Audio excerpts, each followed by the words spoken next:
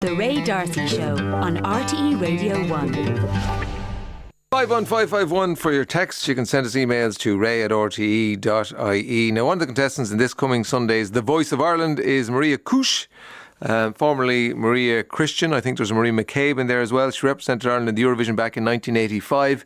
She went away and had loads of children, moved to France, and now she's back to take part in The Voice, and she's on the line now from Strasbourg. How are you doing, Maria? Hello. Oh, hello, Ray. I'm doing great. It's so nice to be on the show. Thanks so much. So Maria Cuche, so that's your married name? Yeah, that's my married name. Yeah, Maria McCabe before I got married, and Maria Christian when I sang in the Eurovision. So that was your stage name? That was my stage name, yeah. Aha, right. Yes. Okay, how are you? I'm doing great. I was a bit nervous there for the connection. It was they couldn't speak English here in the studio, so I was kind of doing interpreting. I was interpreting everything for everybody. So Okay. It was great fun. And whereabouts in France do you live? I live about an hour from here in a little small village called Chanteau.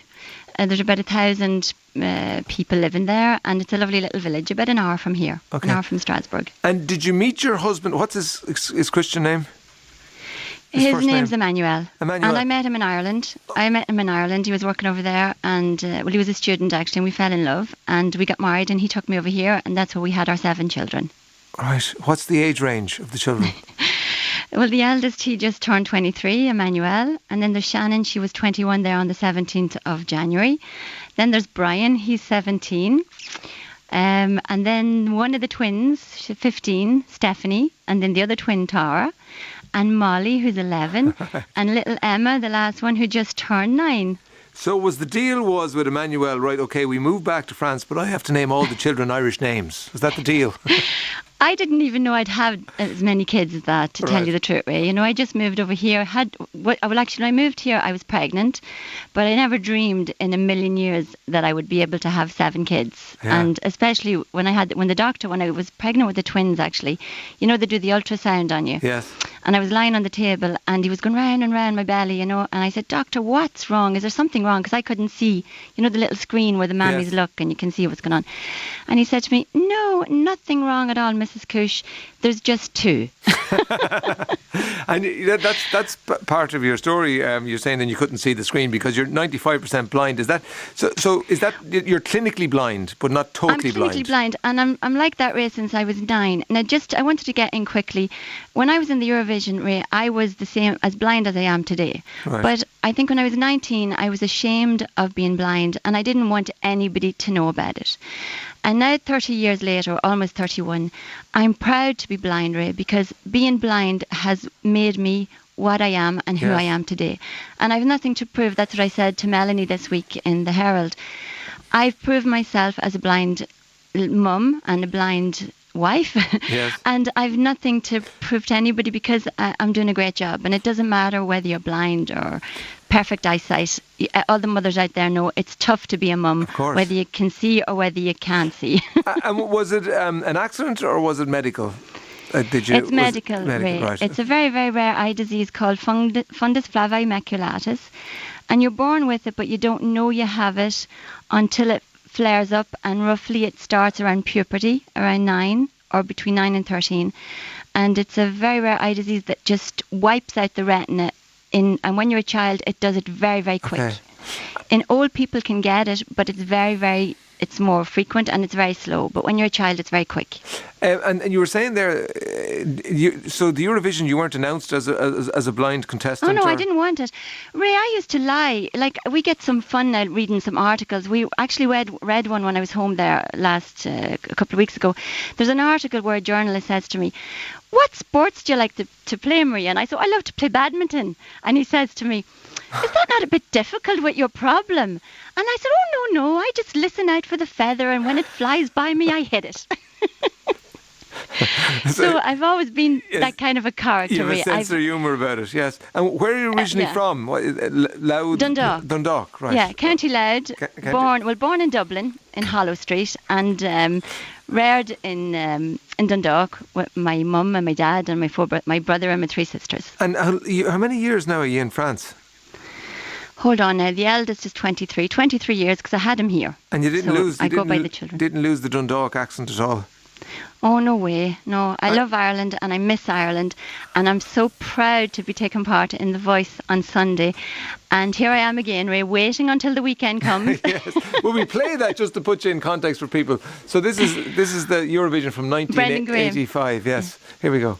And the honour of opening the 1985 Eurovision Song Contest has gone to Ireland. Composer and lyric writer Brendan Graham. The name of the song is something I suppose we've been doing all week. Wait Until the Weekend Comes. Singer is Maria Christian, conducted by Noel Keelan.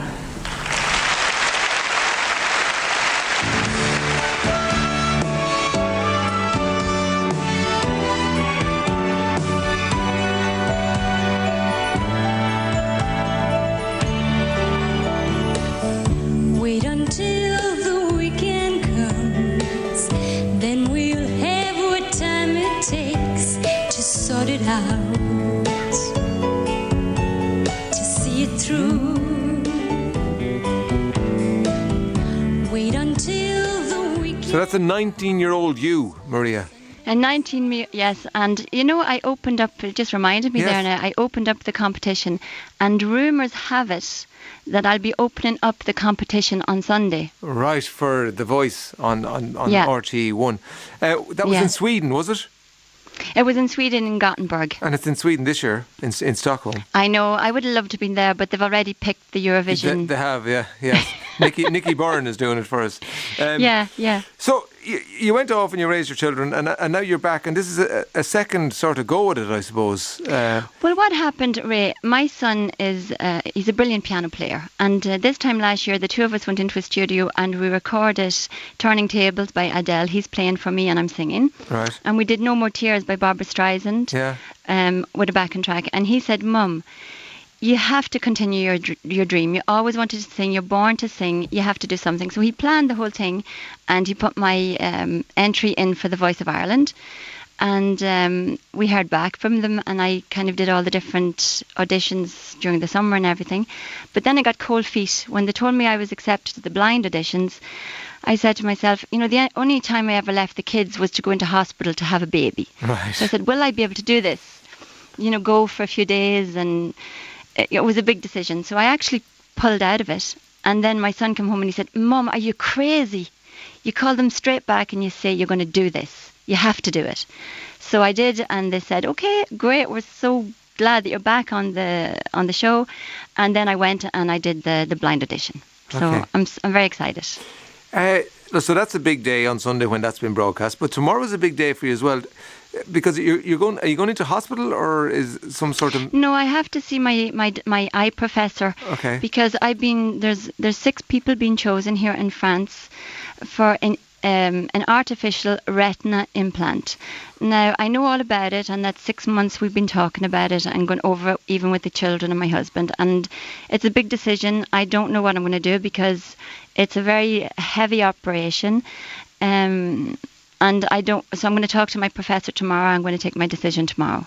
Okay, so he's going to tell you the pros and cons, what it might Well, I achieve. kind of know it. Okay, go on. Just fill us in.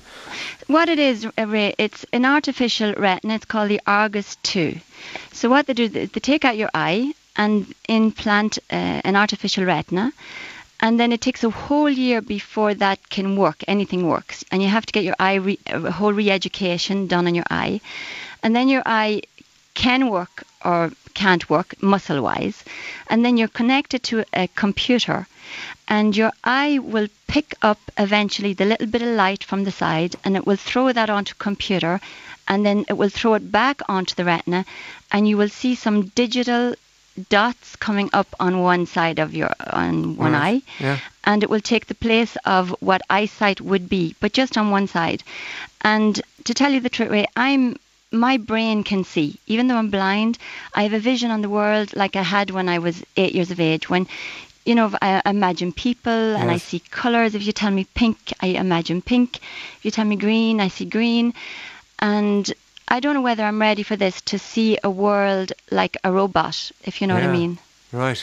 So tomorrow I'll have a chat with her again, and we'll see what happens. So you and 5 others are guinea pigs, so they don't really know how it's going to pan out.